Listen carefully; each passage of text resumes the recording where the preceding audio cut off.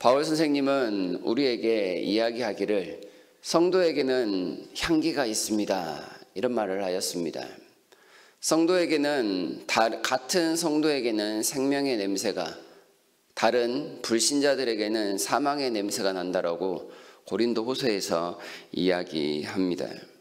성도는 마땅히 그 존재를 세상에서 감출 수 없습니다. 냄새로, 빛으로 성도는 항상 드러날 수밖에 없기 때문에 그렇습니다. 성도 간에는 생명의 향기란 어떤 모습이겠습니까? 다른 성경에서 이야기하는 성령의 열매를 맺는 그런 모습이지 않을까 생각을 해 봅니다. 하나님을 잠잠히 섬기며 하나님의 뜻을 이루고자 노력하는 모습이라고 표현하겠습니다. 함부로 성내지 아니하며 남 앞에 나서지 아니하며 분열과 문제를 일으키지 아니하며 갈등이 있는 곳에는 평화를 도모하는 그런 일들을 행하는 사람일 것입니다. 진리와 함께 서서 불의와는 타협하지 않을 것이며 또한 자기의 유익보다는 남의 유익을 먼저 생각하는 그런 품위 있는 모습, 그 모습이 바로 생명의 냄새를 내는 그리스도인이 아닐까 생각을 해봅니다. 오늘 본문을 읽으면 이런 향기 나는 그리스도인의 모습을 한 사람 발견할 수 있습니다. 그는 80세의 고령으로 자신을 소개합니다. 다윗 왕이 어려움을 당하여 예루살렘 궁에서 쫓겨나 피난을 갈 때 그에게 찾아와 자신의 많은 재물로서 아낌없이 후원하였던 사람, 그 이름이 바르실레라고 표현되어 있습니다. 연약한 자를 돕는 일에 최선을 다하였고 왕을 향한 충성과 우정을 드러내는 일에 아낌이 없었습니다.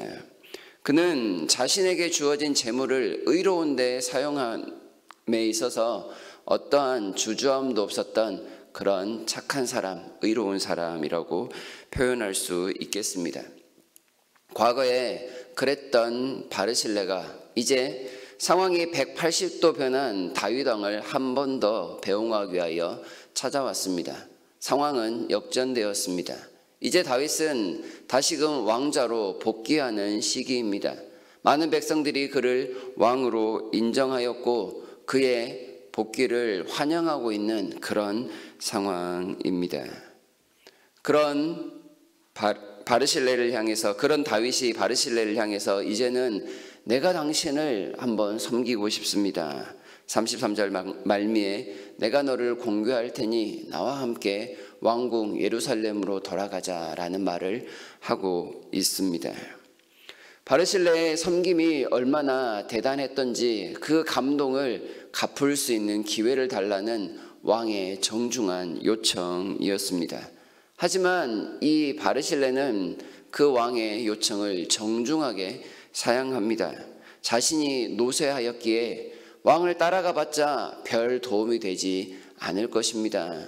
이 노인에게 마지막 남은 소박한 소망이 있는데 그것은 이 말년을 내 고향에서 살다가 죽는 것입니다. 어떻게 왕과 함께 가서 왕에게 오히려 누를 끼치겠습니까? 이런 말로 왕의 말을 사양하고 있습니다. 바르실레가 보여주고 있는 이 모습은 참으로 겸손함 그 자체입니다. 그의 인격을 볼 수 있게 만드는데요, 많은 부를 쌓았습니다. 인생을 80이나 살았던 노인입니다. 그러나 그는 교만한 모습을 결코 보이지 않았습니다. 자신의 행위에 대해서 어떠한 대가도 기대하지 않았고 그저 도울 수 있어서 도왔을 뿐입니다. 이렇게 이야기를 합니다.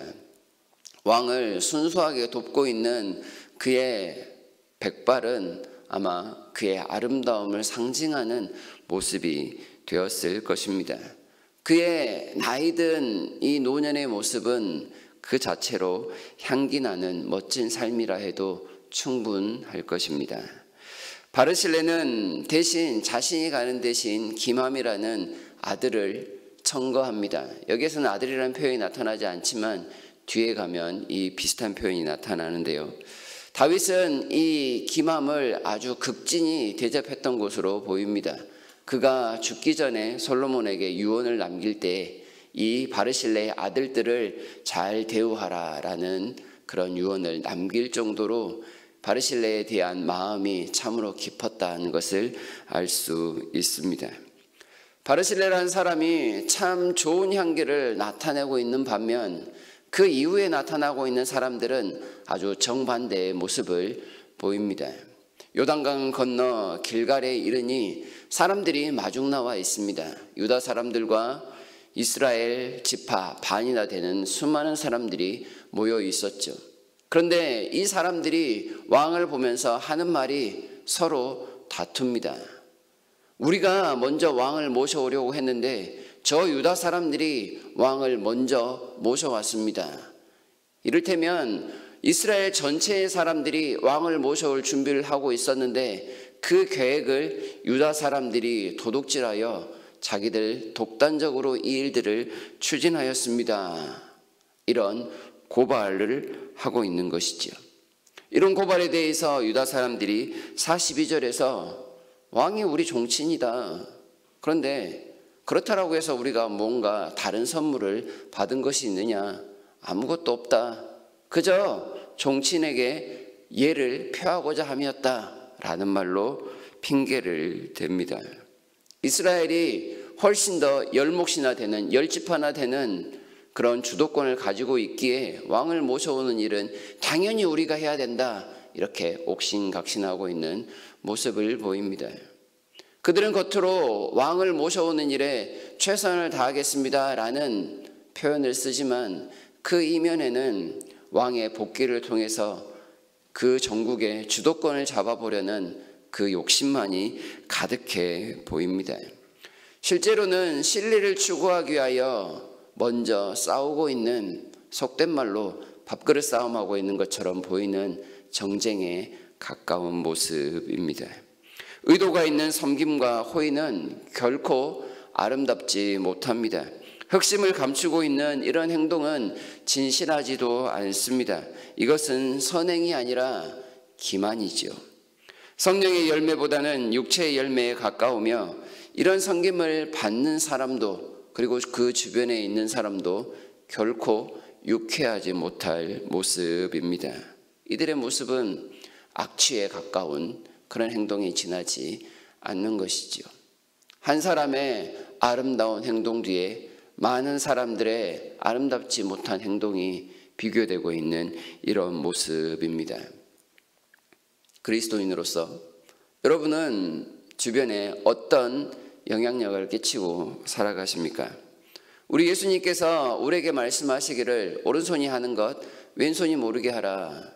하나님을 향하여 하는 모든 일에는 사람에게 드러나게 해서는 안 되고 하나님만을 바라보며 최선을 다하는 진실한 행동이 되어라는 말씀을 우리에게 하셨습니다. 성도들이 세상의 빛을 비추며 세상을 살아갈 수 있는 건 주님을 닮는 착한 행실이어야 합니다. 오른편을 뺨을 맞으면 왼편도 돌려낼 수 있는 용기가 필요하며 속옷을 가지려는 자에게는 겉옷도 내어줄 수 있는 관대함이 필요합니다. 억지로 오리를 가게 하면 일부러 심리까지도 동행해주는 그런 모습을 보이라고 합니다. 천국이 성도들 속에 있으니 원수를 사랑하며 박해하는 자를 위해서도 기도할 수 있는 모습까지 보이라고 주님이 요구하십니다. 주님이 보이셨던 모습이며 우리 주님께서 나타내신 생명의 향기의 결과들이었습니다. 이렇게 살아가는 사람들에게 그 주변에 있는 사람들은 참으로 생명의 향기를 느낄 수 있을 것입니다. 겸손하게 진심으로 어려운 처지를 도와주는 사람들이 있다면 그 주변에 있는 사람들이 행복하겠죠. 여러분 주변에 있는 사람들도 이처럼 행복해지는 삶을 살았으면 좋겠습니다. 모든 일을 하나님 앞에 섬기는 것으로 여기며 최선을 다하는 모습.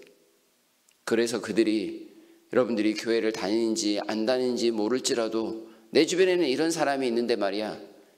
이 사람은 정말로 세상에서 보기 드문 사람이야. 이 사람만 만나면 왠지 기분이 좋아져. 그래서 나는 그 사람을 계속 만나고 싶고 그 만남을 계속 이어가고 싶어. 더 나아가 그 사람이 가지고 있는 그 비밀이 무엇인지 한번 살펴봤으면 좋겠어. 이런 마음이 들어. 이렇게 고백할 수 있는 이웃이 있다면, 동료가 있다면 여러분은 향기 나는 그리스도인이라고 할 수 있겠습니다. 매일 새벽에 기도하는 우리의 모습이 향기 나는 그리스도인이 될 수 있었으면 좋겠습니다. 저를 포함한 우리 모두가 하나님 앞에 향기 나는 그리스도인의 삶을 통하여 주변을 복되게 하고 행복하게 할 수 있는, 그래서 예수님의 살아계심을 드러낼 수 있는 삶에 더 가까워지는 삶을 살아가기를 진심으로 바랍니다.